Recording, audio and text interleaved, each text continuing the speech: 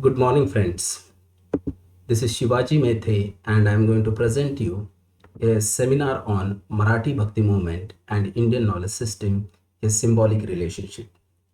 The Marathi Bhakti movement and Indian knowledge system are both significant components of India's rich cultural and intellectual heritage. Each has uniquely contributed to the societal and philosophical fabric of India's intellectual and cultural heritage in their respective ways. This presentation aims to dwell deeper into these two domains, their features, and the interplay between them. Bhakti movement emerged in medieval period.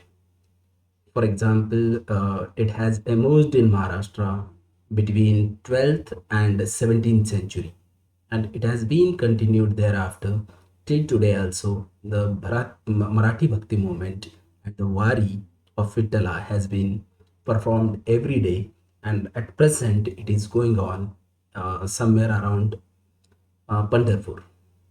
So Marathi Bhakti movement has emerged as one of the key devotional movements that has emphasized personal devotion, that is called as bhakti, to the chosen deity, and often it is either Vishnu or the Vitthal, who is considered as incarnation of Vishnu, or in some cases it is Shiva. This movement was a reaction against the rigidity of caste and ritualistic practices which were prevalent and dominant in the then Hindu society, or the Hindu society at that time, during 12th century to the 17th century, or in the latter period also.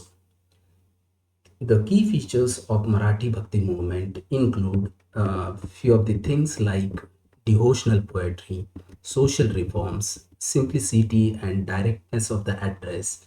Even there is some kind of historical context in it. So we will be going one by one. So first of all, devotional poetry. Bhakti poets composed devotional poetry in Marathi, making spiritual teachings accessible to the common man who spoke the Prakrit language, or the language of the people, language of the populace. Prominent poets like Sant Gyaneshwar, Sant Tukaram, Sant Namdev, and the host of saints, which we will be discussing in the latter part of presentation. The key component of their poetry was social reform. The movement advocated for social equality and inclusivity, challenging the caste system, and promoted the idea that devotion to the god was more important than anyone or one's social or ritualistic status. So, God for all, God for common people, is something which was the undercurrent of their writings. The other key point was you could find a kind of simplicity and directness in their poetry. The poetry and teachings of Marathi Bhakti movement or Marathi saints were known for their simplicity, directness, accessibility, aiming to bring spiritual wisdom directly to the hearts of the people. So, if you look at Marathi Bhakti movement that has emerged from 12th century to 17th century, primarily in Maharashtra, this devotional movement arose a kind of reaction to the existing rigid caste system and the orthodoxy of Hinduism, especially at that point of time. So, uh, these bhakti poets composed devotional poetry in Marathi, that too in a colloquial language, making spiritual teaching accessible to the common populace. These compositions were not only religious texts but also a rich, they are the rich literary works of great merit. So the movement, Bhakti movement, championed the social equality and challenging the caste system. and promoting inclusivity. So the impact of this poetry is something which is very drastic, and this egalitarian approach fostered a more inclusive society, breaking down barriers of caste and social hierarchy.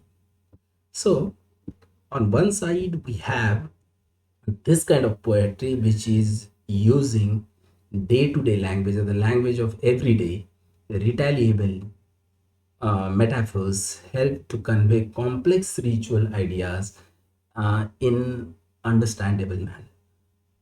And on other side, with the inclusion of Indian knowledge system in uh, NEP 2020, now academia should look at the Marathi Bhakti movement from a distant point of view and from very quaint point of view, so that you can have the rich heritage which has been preserved, sustained, and taught by these saints in land like Maharashtra, where the the social harmony, social equality was preached much before the other parts of country. So Indian knowledge system encompasses a vast and diverse body of knowledge developed under the millennium. So, covering the fields of philosophy, psychology, science, mathematics, medicine, astronomy, architecture, arts, literature, everything is covered in Indian knowledge system. So, being rich heritage of literary tradition and social reform, and the thought or the social milieu, which was considered as a rich milieu of the social harmony, yeah, which is represented in Indian philosophical cultural aspects, and that too in Marathi literature, especially Marathi Bhakti movement. This is something which is one of the predominant themes which is pertaining or which is prevalent in all almost all these saints. So the features which which we have seen for of the Marathi Bhakti movement or the poets, we will now go to Indian knowledge system, and what exactly Indian knowledge system is. We will see that, and then later on we will move ahead with the amalgamation or combination or interface of Indian knowledge system and Marathi Bhakti movement.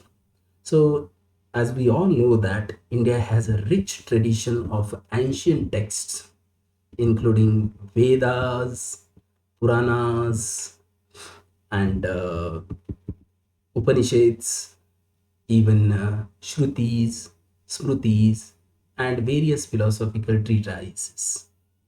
So, the focus area of all these texts were to explore metaphysics, ethics, logic, spirituality, science. Of all these things were offering deep insights into the nature of existence and the universe. So, if you look at the contributions, it is not only in the culture, it is also the contributors of Indian knowledge system we can see in science and mathematics also. So, if you look at Indian scholars, we have made the pioneer contributions in the field of mathematics, like, for example, the invention of zero and the decimal system. And in science, we had rich heritage of astronomy and medicine. So, Aryabhatta is one of the best examples. He made significant advancements in astronomy as well as mathematics. Charak and Sushrut. Charaka Samhita and Sushrut Samhita, these are the texts which are, these are the works which laid the foundations of Ayurveda and ancient Indian medicine. If you look at the Indian knowledge system has a deep and a kind of a holistic approach towards the knowledge. Indian knowledge system often integrates spiritual and material knowledge, emphasizing the interconnectedness of mind, body, and spirit rather. So you have on one side this practical approach and philosophical approach is also there. So this holistic view that fosters a comprehensive understanding of life and the universe. So there is often we can see when you talk about the life, the existence, and the holistic approach of comprehensive understanding of life, this correlates itself with Bhakti movement. So there is a strong correlation between Indian Bhakti movement and especially Marathi Bhakti movement and Indian knowledge system. So, if you look at the philosophical understanding, Marathi Bhakti movement, while primarily focusing on the personal devotion and social reforms, it was deeply rooted into philosophical cultural tradition of Indian knowledge system. So, you can see the very instances how exactly the Bhagavad Purana is being translated, or Bhagavad Purana has been uh, made understood by Nivrittinath in his text. A critique on Srimad Bhagavad Gita is written by Sant Gyaneshwar. A staunch and vehement reaction against the existing rigidity is seen in Sant Tukaram. A challenge to the patriarchy can be seen in the women saints. So, on one side, we have this personal devotion and social reform on other side. So Bhakti saints drew upon the concepts of Advaita. Advaita, that is one of the philosophies of great Indian tradition, and Upanishadic also. So emphasis on direct spiritual realization is important, and that is what is jnana. For example, Sant Gnaneshwari integrates Vedantic philosophy with Bhakti devotion, illustrating this synthesis. So, the accessibility and democratization is something which came into Bhakti movement, and that is something which made this Bhakti movement closer to the Indian knowledge system. The Bhakti movement democratized the spiritual knowledge by using vernacular language like Marathi, making philosophical and spiritual teaching accessible to those who did not understand Sanskrit. Sanskrit at that point of time was something which was language of the elite class, and that when that is being put to the people in the language which can be understood by them, it was the Bhakti movement who did that. And this inclusivity broadened the reach and influence of Indian philosophical thought, bringing it together, or bringing the masses together. So the social impact, or Bhakti poetry emphasized on social equality and inclusiveness, challenging the hierarchical norms of the medieval Indian society. And the movement also promoted the idea of devotion to God that transcends caste, that transcend the barriers of the caste and the ritualistic distinctions. At the same time, it advocates for the more egalitarian and compassionate society. So now I would like to give you some kind of examples, or the poets who wrote Marathi Bhakti poetry. The first name is Sant Gnaneshwar. He wrote a Gnaneshwari. Gnaneshwari is a composition of, or a commentary rather, a composition by Sant Gnaneshwar, and it is a commentary on Srimad Bhagavad Gita written in Marathi verses. It explains essence of Gita's teaching in simple and accessible language. Blending While doing it, Gnaneshwari blends philosophical depth with the literary excellence. The second name obviously would be Sant Tukaram. and Sant Tukaram's Abhang, they are unique and famous. And you can see all varieties of Abhangas written by Sant Tukaram, right from environmental preservation to the devotion of Lord Vitova. So he composed numerous abhangas expressing deep devotion to Lord Vitova, and his poetry often reflects themes such as spiritual longing, surrender to God, and social reforms, as well as the environmental preservation. Even he talked about the rights of the human being, humanity. Almost all the poets were humane in their approach. Sant Namdev's bhajan were very prominent. Namdev was very prominent because he is one of the writers or one of the Bhakti poets who wrote in three languages. He wrote in Marathi, he wrote in Hindi, he also wrote in Punjabi.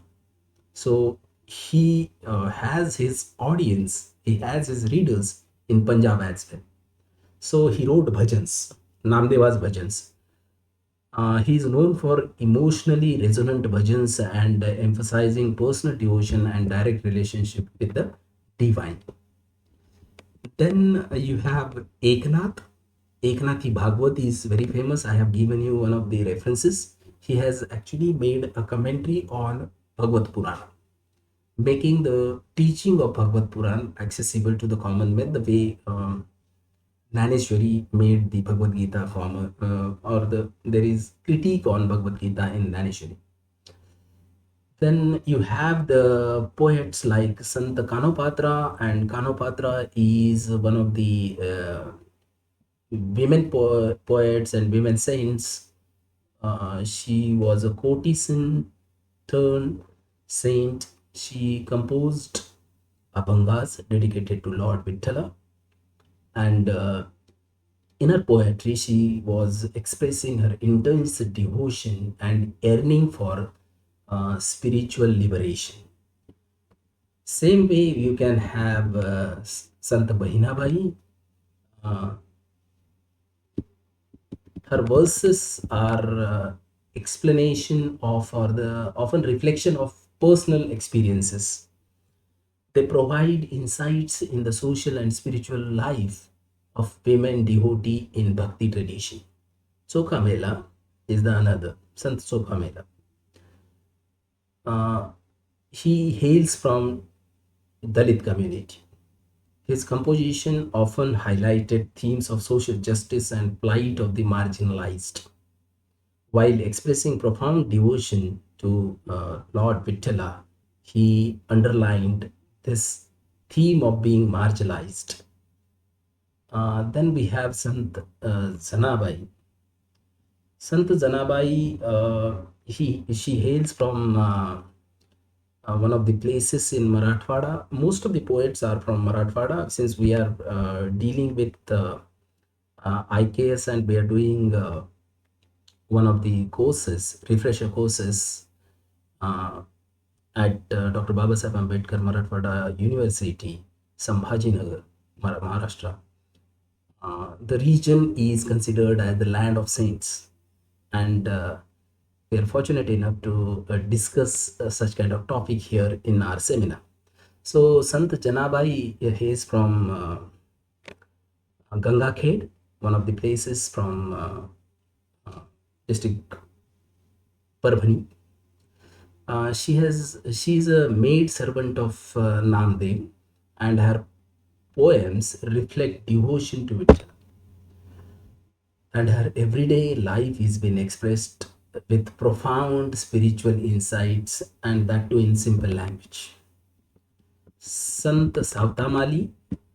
Sant Savtamali was a gardener by profession, and his abhangas often use gardening metaphor to convey spiritual teaching and devotion to Vittala.